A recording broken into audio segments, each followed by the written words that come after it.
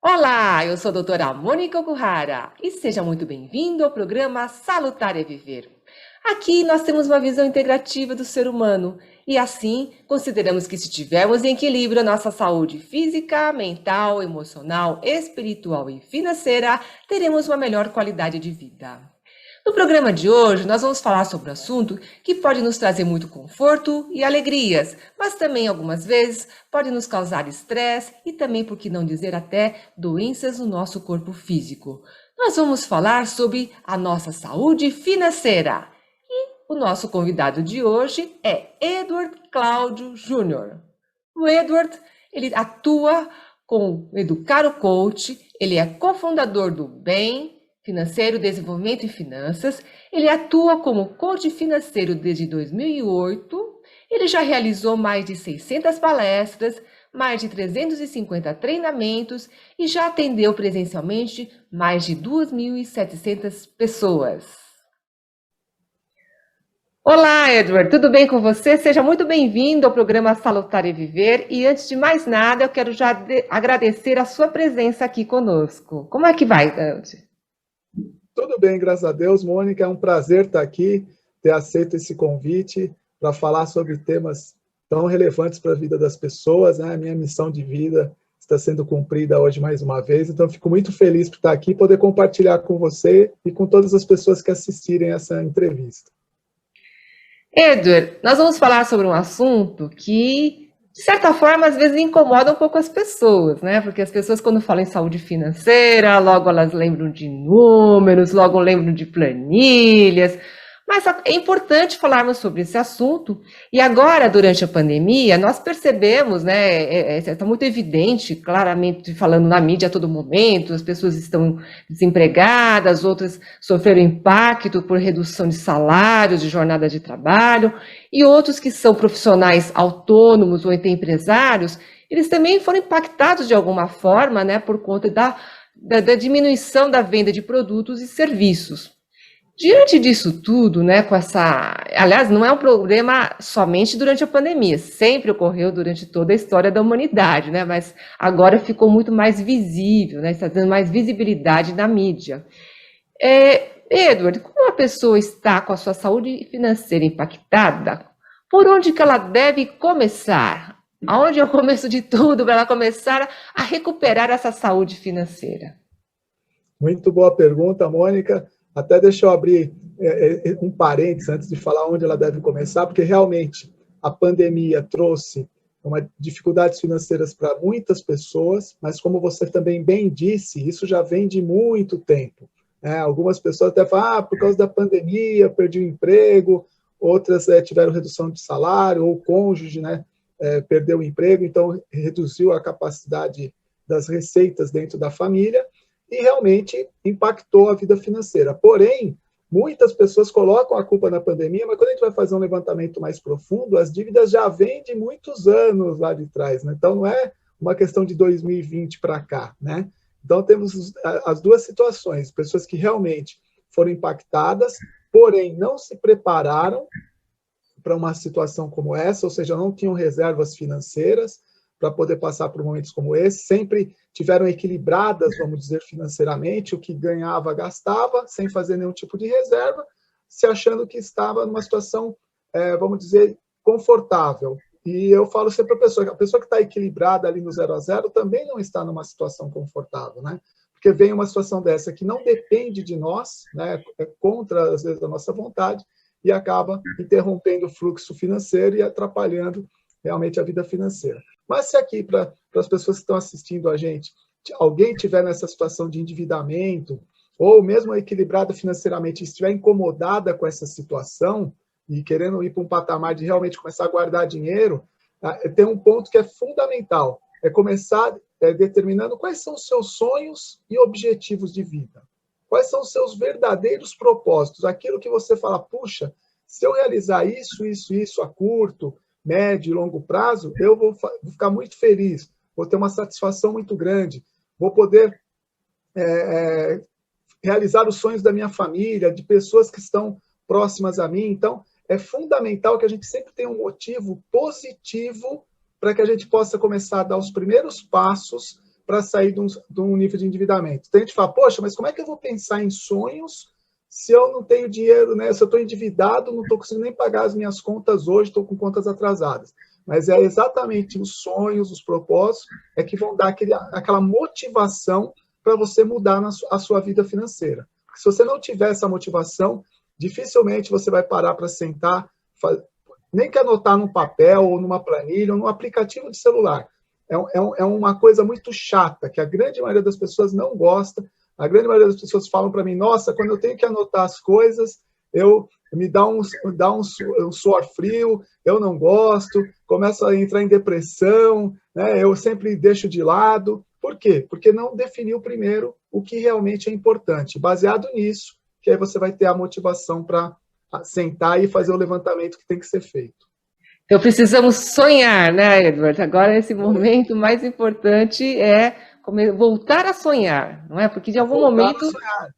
Exatamente, fiz muitas palestras nesses últimos 12, 13 meses de pandemia, né? Muitas palestras para as empresas, e eu sempre coloco isso para as pessoas. Poxa, continuem com sonhos, não desistam. Mesmo que agora, de repente, teve que ajustar o orçamento e não está conseguindo guardar para realizar esses sonhos, mas deixe já planejado. Assim que a coisa voltar um nível normal de renda, aquela coisa toda, continua. O que vai acontecer? Você vai ter que adiar um pouco os seus sonhos, mas nunca desistir deles. E toda crise, a gente sabe, né? Toda crise depois vem momentos de bonança, e eu tenho certeza que a gente já passou por mais da metade dessa crise, essa pandemia, agora com a vacinação, as coisas vão voltar daqui a pouquinho, se Deus quiser, a um novo normal, mas nas questões financeiras, para as pessoas começarem a continuarem a realizar os seus sonhos, com certeza. Edward, quando as pessoas elas têm a questão, por exemplo, elas moram com a família, e aí, o que você diz sobre isso? As pessoas, elas criam seus sonhos pessoais e também um sonho familiar para que possam ser toda a família ser envolvida nesse propósito, né, de voltar a ter uma saúde financeira. Como seria isso quando as pessoas estão morando com a família? Olha, envolver a família é fundamental, tá? Se puder envolver toda a família e todas as pessoas puderem participar, é fantástico. Uma família unida realmente vai potencializar para conseguir realizar todos os sonhos. Pode ser sonhos individuais, mas também os sonhos coletivos da família. É interessante que a família esteja envolvida. Porém, se no primeiro momento não for possível, porque às vezes tem uma certa restrição em alguns membros da família, às vezes o cônjuge não quer participar, os filhos não dão muita atenção, primeira coisa, reúna a família e converse exatamente sobre os sonhos. O que vocês querem realizar? O que nós queremos realizar? Como pessoa individual, ouça os filhos, o cônjuge, é importante. Às vezes essa conversa nunca existiu dentro da família, ou já faz muitos anos que não sentam ali para conversar sobre essas coisas, né?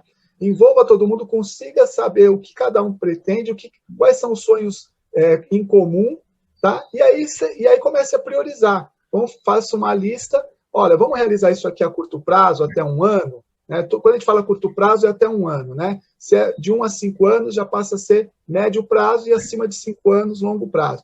Então, divida pelo menos em 3 sonhos, um de curto, um de médio e um de longo, ok? E aí começa a pesquisar o que vai ser necessário de recursos financeiros para realizar esse sonho. O que a gente pode fazer no nosso mês para economizar em alguns pontos e separar valores para realizar cada um desses sonhos.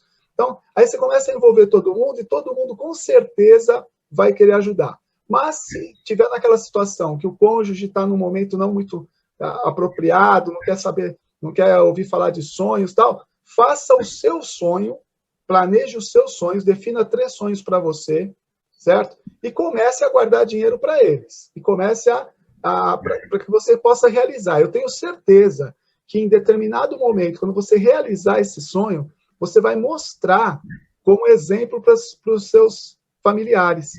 E aí os familiares, puxa, aquilo que você falou lá atrás, né, para a gente sentar, falar os sonhos, eu vi que você fez o seu, eu não dei muita atenção, e agora eu estou vendo que você conseguiu. Poxa, vamos retomar? Com certeza você começa a trazer aos poucos as pessoas para você. O importante e o fundamental, não desistir dos sonhos. Se a família, não, no primeiro momento, não aderir, né, não tem problema.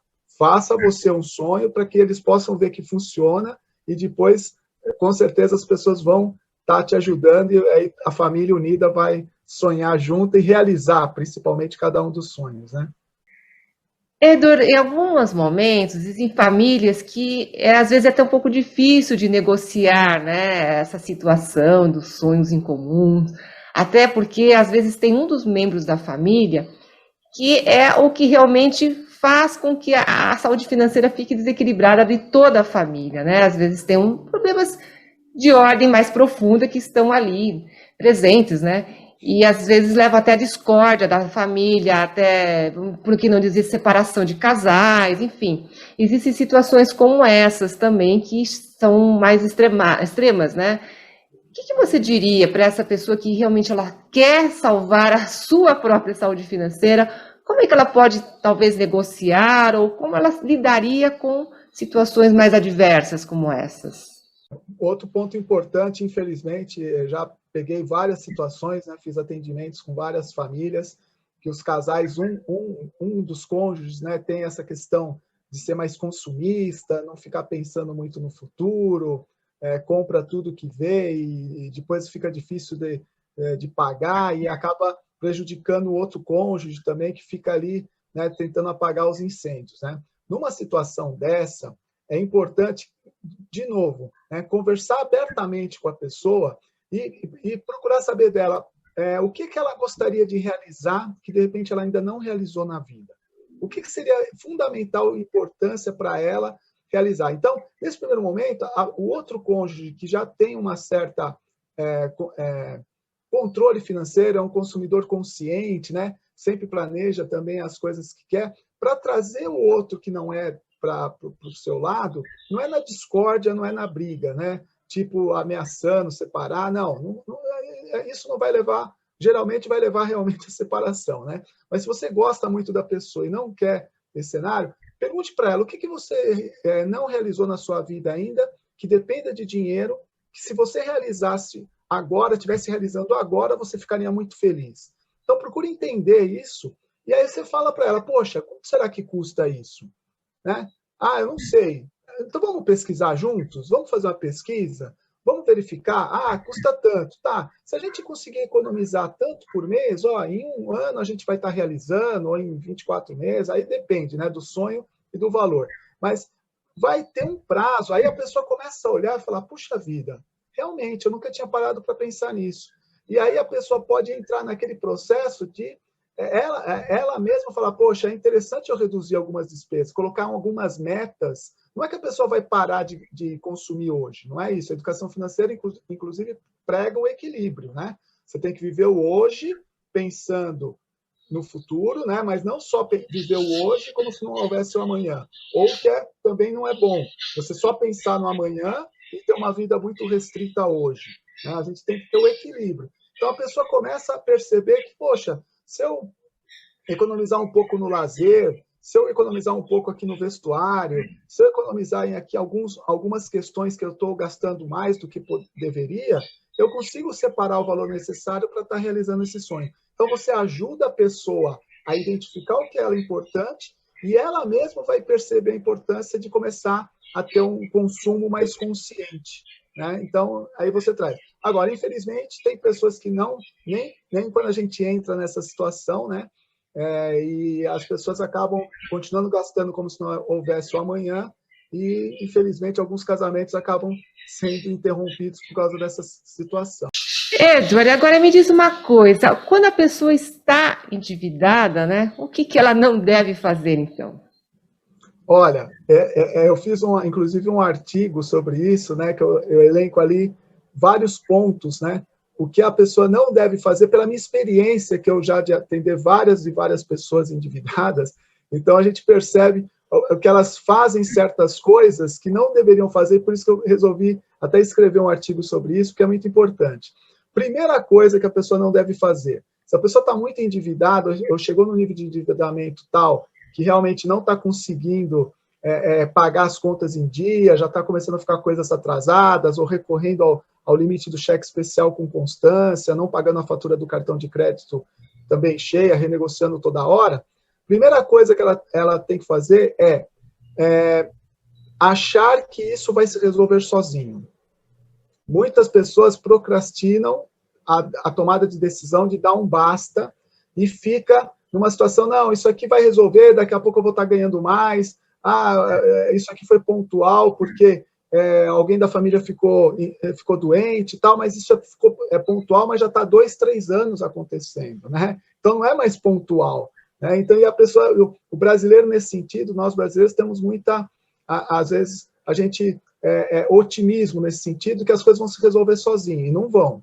Né? Você tem que ter a consciência que a situação não está legal, e outro ponto que não deve fazer, continuar fazendo o que vem fazendo, no sentido de ficar, de repente, pegando empréstimos. Eu vejo que as pessoas ficam recorrendo a pegar empréstimo para pagar outro empréstimo. Não é para... se fosse ainda para zerar tudo, tipo assim, tenho 3, 4 empréstimos, e aí eu vou pegar um empréstimo que vai pagar todo mundo, eu vou ficar só com um, com uma taxa de juros menor, e o valor da parcela vai ser menor do que aquilo que eu estava pagando. Aí, ótimo. Mas não, a pessoa ela fica pegando empréstimo para pagar isso, para pagar aquilo, outro empréstimo, para pagar aquele outro, e ela não percebe que isso ela já está 1, 2 anos fazendo dessa forma, e ela não enxerga que está resolvendo. Eu sempre pergunto para a pessoa, do jeito que você está fazendo, pega os últimos 12 meses, está melhorando ou está piorando a sua situação financeira? Aí quase 100% das pessoas falam, nossa, só tem piorado. Então, se você continuar fazendo essa estratégia, o que vai estar acontecendo? Então tem que quebrar esse ciclo. E para quebrar esse ciclo, aí tem que fazer alguns ajustes que podem realmente ser dolorosos. Né? As pessoas, às vezes, eu sempre coloco para a pessoa não... Às vezes a gente analisa, não vai cortar nenhuma despesa, mas dá para ajustar várias despesas. E pequenos ajustes em várias, você consegue um montante que, de repente, você consegue já colocar as dívidas dentro do seu orçamento e pagar tudo, e conforme for terminando as dívidas, seu orçamento fica com uma margem maior, e aí você começa a aumentar de novo o seu padrão de vida. Agora, tem situações que está tão crítica a coisa que às vezes a gente tem que cortar algumas coisas, né? E aí eu entro com um lado psicológico no sentido, você não vai precisar cortar para sempre, mas você vai cortar por 6 meses, por 3 meses, às vezes por 1 ano, depende da situação financeira, mas é que para realmente dar um alívio e ela conseguir pagar e evitar de pagar tantos juros. Então, essas são 2 situações que não se deve fazer, achar que tudo vai se resolver sozinho e continuar fazendo o que está fazendo, né, no sentido de pagar dívidas, pegando outros empréstimos, se isso, em vez de estar diminuindo, está só aumentando. Uma outra questão que é importante é não sair negociando, que a maioria faz isso, não sair negociando sem fazer um levantamento das suas despesas. O que você tem de despesas fixas no mês, né? Água, luz, telefone, supermercado, internet, Netflix, né? O pessoal fala, mas Netflix entra, você não paga todo mês? Se paga todo mês, tudo que todo mês você tem ali uma listinha que paga, aquilo são despesas fixas. O valor até muda um pouco, tá, Mônica? Às vezes a conta de água, às vezes você não paga exatamente o mesmo valor todo mês, né? Ou a conta de luz e tal. Mas ela é uma despesa fixa no sentido de ter todo mês. Então, levantar todas essas despesas, levantar todas as dívidas que você tem, né? Taxa de juros, quantas parcelas faltam, tudo bonitinho, fazer uma fotografia do seu cenário, analisar, ver o que você pode fazer para aí depois você renegociar suas dívidas. Tá? Muita gente vai lá, negocia, sem fazer conta, sem ver se cabe no orçamento. Né? É até triste, às vezes, alguns atendimentos que as pessoas chegam até a gente e falam, olha, semana passada eu renegociei uma dívida. Aí, quando a gente vai olhar, ela não tinha a mínima condição de aceitar aquela renegociação. Aquela parcela não cabia dentro do orçamento. Né? Eu falo, olha, dá para cancelar isso, porque essa renegociação não vai ser boa para você. E hoje tem um agravante, né? Que os celulares, hoje, você não precisa nem ir no banco pedir um empréstimo. Né? Hoje, você com o aplicativo ali, todos os bancos têm, então a pessoa já não tem mais aquela... Porque antes a pessoa tinha vergonha de ir no banco, tinha constrangimento. Então, se fosse, ela já ia um pouco mais preparada para falar, para pedir um empréstimo, para resolver a situação. Hoje, não. As pessoas vão no aplicativo, com 5, 6 toquinhos ali, pronto, já pegam um novo empréstimo e não faz nenhum tipo de avaliação. Então, esse é o terceiro ponto, né? Não negociar, não sair renegociando, antes de fazer um diagnóstico, antes de fazer um levantamento da situação. Um outro ponto importante, esconder da família. Muitas pessoas acabam escondendo do cônjuge, né? Então, isso é muito ruim, porque o cônjuge, invariavelmente, em algum momento, vai ficar sabendo, e isso pode ser muito péssimo para o relacionamento do casal, né? Então, o outro vai, quando percebe a coisa está tão ruim, que aí fica até difícil da pessoa ajudar. Já vi situações que um dos cônjuges parou de pagar a prestação da casa, e o outro, pensando que estava tudo certo ali e tal, de repente já tinha mais de 6 meses atrasado, ficou sabendo porque veio a cartinha falando que o imóvel ia ser leiloado. Imagina uma situação dessa, né? Ou a pessoa não quer que a família perca o padrão de vida, diminua o padrão de vida, então acha que vai conseguir resolver sozinho, sem envolver todo mundo, né? Então não fala para os filhos, não fala para o cônjuge, aquela coisa toda. E quando eu oriento a pessoa, chega uns casos desses, eu falo, vai lá e conversa. Você está fazendo um trabalho, nós estamos fazendo aqui o plano de ação, mas chama a família e coloca, expõe para a família. A maioria dos casos, depois a pessoa me liga e fala, Edward, foi a melhor coisa que eu fiz, foi falar para a família. A família me apoiou, a família entendeu, a família está... Agora nós estamos juntos. Eu tirei um peso enorme das minhas costas, né? Então, eu tive já vários relatos como esse. E tive relatos de pessoas, o que eu faço? Meu marido descobriu, minha esposa descobriu, e por terceiros, né? Falei, agora vai lá e fala, né? Conta a verdade e pede ajuda para ela ou para ele poder participar e sair dessa situação, né? E um outro ponto que eu acho fundamental é a pessoa perder a esperança. Não perca a esperança, né? Toda situação de endividamento, é lógico, tem algumas que são muito difíceis, tem casos realmente bem complicados, principalmente se envolve com agiota, às vezes tem pessoas envolvidas com agiota, né? Mas todos os casos têm uma saída, né? Até agora, né, tirando uma situação realmente que eu não consegui dar continuidade, porque é uma empresa que me passa os casos, e eu não posso manter o relacionamento com quem eu atendo. Eu tenho que atender em 1, 2 vezes, dar o cenário e a pessoa poder fazer. Então, eu não sei como é que ficou, mas uma moça estava devendo para 6 agiotas. Dever para 1 já é complicado, 2, né, muito complicado, imagina para 6. E ali foi o único caso realmente que eu não vi tipo, alguma situação que eu falasse, puxa, tudo que eu falava, isso eu não consigo, isso não dá, isso não dá, isso não dá, e a gente tentou de várias formas, e eu não pude depois manter contato para saber como foi, se ela conseguiu negociar com os agiotas ou não. Mas, assim, tirando essa situação que também foi muito fora da curva, né, já peguei casos aí de pessoas, assim, com dívidas de 100, 200, 500 mil reais, e as pessoas conseguiram resolver. Lógico que umas demoram, às vezes, 6 meses para resolver, outras 1 ano, né? Essa de 500 mil reais, por exemplo, está agora, só falta renegociar uma dívida com o banco, que está em torno de 40 mil reais, então já está prestes, esse ano ela vai conseguir resolver. Então, assim, sempre tem caminhos, tá? Não desista, achar que não tem caminho. Às vezes a pessoa fala, a minha vida financeira não tem mais jeito. Tem sim. Se não for, você não conseguir, pede ajuda para alguém que possa te auxiliar nesse momento, tá bom? Então, esses são os principais pontos que não se devem fazer para sair do endividamento. Edward, você falou bastante, né, sobre as pessoas realmente terem esse controle. E, ao mesmo tempo, ter o controle e ficar focado nos sonhos é algo desafiador, não é? Mas me diz uma coisa, como é que as pessoas então podem definir propósitos, objetivos de vida, né? Diante de uma situação que emocionalmente não é fácil, né? Mas vamos lá, como é que elas podem fazer isso e continuar sonhando e continuar empenhadas em recuperar esses sonhos e conquistá-los? Vamos lá. O sonho, para mim, todo dia que eu acordo, né, quando eu abro o meu armário, assim, eu tenho as fotos das coisas que eu quero realizar, né? Então, eu tenho esse hábito, né? Então, todo dia que eu acordo, eu já olho aqui para me lembrar que eu vou trabalhar mais um dia, não para pagar conta, não para pagar uma dívida, assim, que não tenha valor, mas sim para realizar os meus sonhos, né? Então, é lógico que às vezes a pessoa está tão endividada que ela fala, poxa, o meu sonho é sair da dívida. Ok, já é um sonho. Sair da dívida é um sonho, mas vamos me dar mais 2 sonhos que você queira fazer que são prazerosos.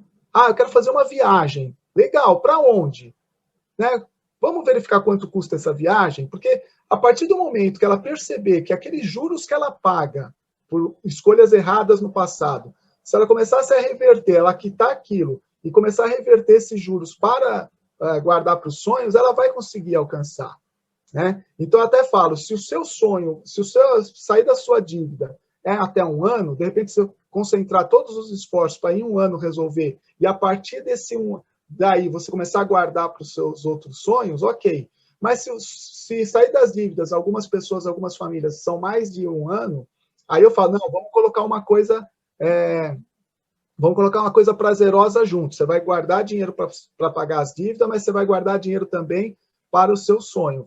Então, que seja um sonho maravilhoso. Eu falo, se hoje o que você gostaria de realizar hoje? Que se viesse aqui o gênio da lâmpada e falasse assim, você tem um desejo para ser realizado. O que você quer fazer? Então, geralmente o pessoal gosta muito de viagem, né? Ou comprar a casa própria, sair do aluguel, né? Trocar o carro, ou começar a guardar o dinheiro para o estudo dos filhos. Tem vários e vários sonhos maravilhosos. Então, aí a pessoa fala, poxa, eu quero. E aí eu faço até um exercício com ela, eu falo, fecha o olho e começa a mentalizar que você está realizando esse sonho. Quem são as pessoas que estão com você, ao seu lado? Quem que está comemorando com você a realização desse sonho? Sinta esse momento, como se você estivesse lá. Se for uma viagem, vá lá no local. Sinta que você está na praia dos seus sonhos, ou no campo, onde você quiser. Aí a pessoa transforma, o rosto dela, com os olhos fechados, começa a abrir um sorriso, né? Aí a pessoa começa a ver a esperança que ela possa realizar realmente coisas importantes. E aí, aquelas questões que ela vai ter que fazer, de ajustar o orçamento, de fazer o controle, nos primeiros 30 dias, depois de 30 dias, praticamente já vira um hábito. Os primeiros 30 dias são difíceis, né? Você mudar um hábito, né? De fazer o controle. Mas, assim, são coisas, às vezes, fáceis. Deixa eu ver se eu tenho aqui. Eu tenho um caderninho que eu às vezes, entrego para as pessoas. Puxa vida, agora eu não estou com nenhum aqui pertinho. Mas é uma cadernetinha pequenininha aqui, assim, ó, que ela define as metas de quanto ela vai gastar por mês naquelas despesas, por exemplo, que tem margem para a gente controlar. Porque tem algumas despesas que você não tem margem. Por exemplo, seu condomínio. Vem ali aquele valor, a não ser que você mude, né? Mas tem aquele valor, você vai... É aquele valor e pronto. A mensalidade da escola de um filho, né? O plano de saúde, essas coisas, o valor é o mesmo. O aluguel, a prestação do imóvel, fica igual. Mas, por exemplo, lazer, combustível, né? Supermercado, tem algumas despesas que aí você coloca algumas metas e é muito legal porque depois você vai anotando conforme você vai gastando e já vê a meta. Então você fica vendo quanto que está sobrando. Eu mesmo faço, estou fazendo até nos últimos 3 meses eu tenho feito isso porque a gente deu uma desequilibrada, não desequilibrada, mas sabe, chega final de ano, a gente acaba gastando um pouco mais. Eu falei, opa, vamos agora sentar aqui, mostrei para minha família. Então, quando a gente vai no supermercado, a gente anota, a gente já vai vendo, a meta é tanto, já estamos atingindo a meta, vamos dar uma segurada. Para quê? Para que a gente possa ter realmente aquele valor para guardar para os sonhos, né? Porque senão, se você deixa para o final do mês, gastou, pagou as dívidas e as despesas, não sobra nada, né, Mônica? Mas dá sim, eu falo, faça pelo menos por 30 dias esse acompanhamento, que já vai virar praticamente um hábito depois de 30 dias. Se você fizer por 90 dias, com certeza virou um hábito, né? Mas os 30 dias primeiros são os mais difíceis. A pessoa desiste, a pessoa para, eu falo, retoma. E aí depois ela consegue, não, foi muito legal, consegui identificar, já comecei a guardar dinheiro, e isso faz com que o sonho vai ficando cada vez mais próximo. Maravilha, Edward, isso dá uma motivação para as pessoas, né? Realmente as pessoas precisam se motivar. Eu acho que nesse período que a gente está passando, né? A pandemia fez com que muitas pessoas até ficassem desesperançosas em muitos aspectos. Isso que você está falando, não apenas para quem está com a saúde financeira desequilibrada, mas para todos nós, né? Possamos estar voltando a sonhar e tentar atingir outras metas maiores e melhores em nossas vidas. Recuperar a saúde como um todo, não é mesmo, Pedro? É maravilha isso. A saúde financeira, eu costumo falar que ela não é a mais importante das nossas vidas, né? mas ela é uma base para aquelas três que são as mais importantes, que é a saúde física, mental e espiritual. Né? Quando as pessoas estão bem na saúde financeira, já dá uma boa base de sustentação nas três que são as mais importantes. Né? E eu acho que as pessoas educadas financeiramente, elas têm maior qualidade de vida, porque a sua saúde, o seu trabalho, a sua parte profissional e a sua família, que são as coisas que eu vejo que são as coisas mais importantes, elas estão sendo afetadas de forma positiva pela sua saúde financeira, pela educação financeira que você, os hábitos e costumes que você tem, né? Então, é importante realmente, por isso que hoje nós temos visto muitas empresas, né, investindo na educação financeira dos seus colaboradores, na saúde financeira. Eu participo de muitas CIPATs, né, que né, com o tema saúde financeira, né, porque é importante o colaborador ali educado financeiramente, ele vai ter realizações de sonhos, a família vai estar feliz, ou seja, a qualidade de vida desse colaborador vai ser maior, né, e isso para as empresas tem um resultado fantástico. Edward, eu agradeço muito a sua presença aqui no programa. Tenho certeza que vai apoiar muitas pessoas a voltar a sonhar, a se programar melhor em suas vidas. E aqui eu vou deixar o meu contato, e nós vamos deixar também o contato do Edward, para que caso você, ouvinte, telespectador, tenha alguma dúvida, queira entrar em contato conosco, tenho certeza que o Edward terá o prazer em responder a vocês e apoiar. Enfim, ele pode dizer a vocês melhor do que eu como trabalhar essa situação financeira em sua vida. Muito obrigada a todos, muito obrigada a você, Edward, pela presença novamente, e fique conosco no próximo programa. Tchau, tchau. Obrigado, Mônica. Até logo a todos.